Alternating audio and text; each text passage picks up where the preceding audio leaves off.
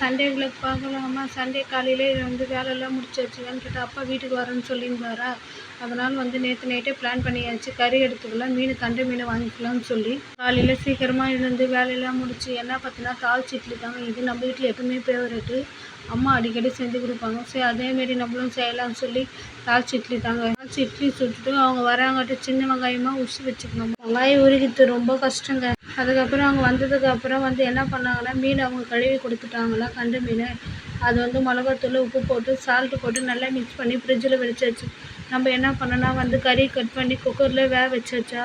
வீட்டில் 8 மணிக்கு 8:30க்கெலாம் சாப்பாடு ரெடியாக இருக்குங்க. இங்கே டைம் வேறு ஆயிடுச்சா, ஒரே பதட்டமாகிடுச்சு. என்ன பண்ணுறது ஏது பண்ணுறதுன்னு தெரியல. அப்படியே நம்மளும் ஒரு சைடு கறி குழம்பு வச்சுட்டு முள்ளாங்கி இருந்ததா ஃப்ரிட்ஜில், அதையும் எடுத்து முள்ளாங்கி கட் பண்ணி போட்டு பார்த்தா ஒரு அடியாக குழம்பு கொச்சிச்சு. இட்லியும் சுட்டாச்சு, மீனும் பொரிச்சு கொடுத்து அப்பாவுக்கு திருப்தியாக சாப்பாடு போட்டு முடிச்சாச்சு. உங்கள் ஊர் சைடில் கெண்டை மீன் எவ்வளோன்னு சொல்லி கமெண்ட் பண்ணுங்கள்.